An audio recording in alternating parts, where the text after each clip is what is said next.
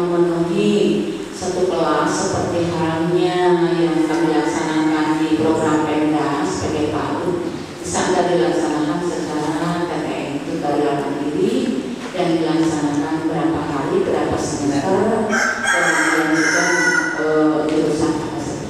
Itu aja sementara mungkin. Terima kasih.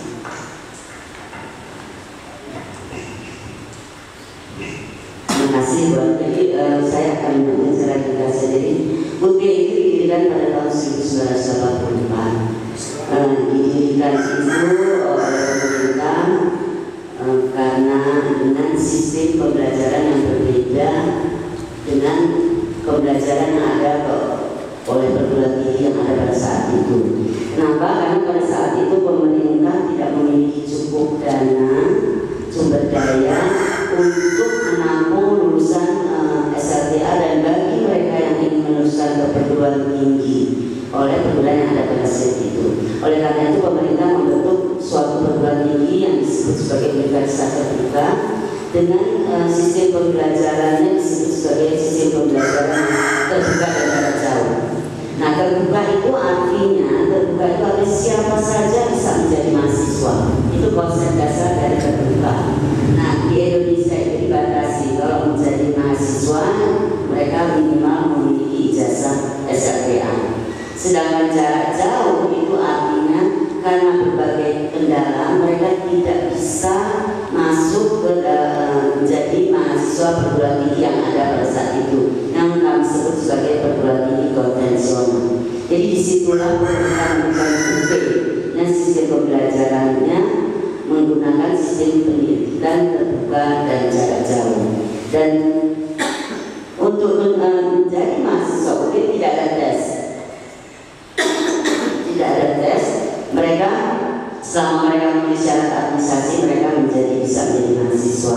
Nah, bagaimana proses pembelajarannya? Proses pembelajaran mahasiswa itu tergantung pilihan mahasiswa. Biasanya ada mahasiswa yang saya ini tipe orang yang kalau belajar harus ada yang mengajarkan.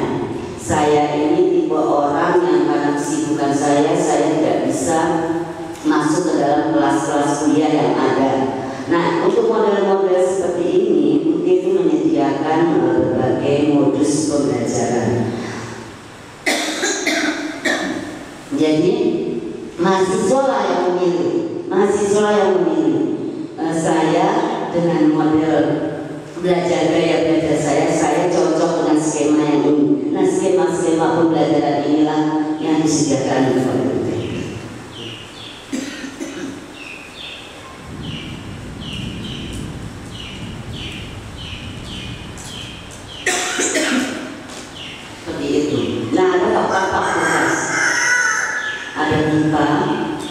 ada fakultas ilmu sosial politik,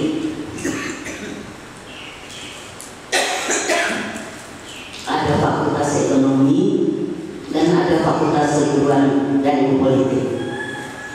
Itu rata-rata ada 8 sampai 9 prodi.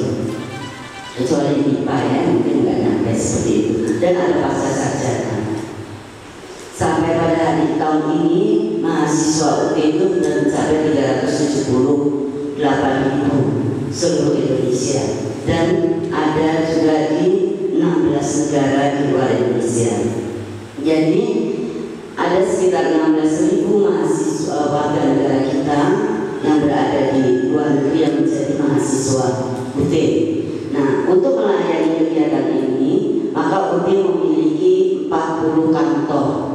Nah, salah satunya adalah yang saya pimpin, yaitu di UT di Bandung, di mana wilayah kerjanya di 18 kabupaten kota di Jawa Barat.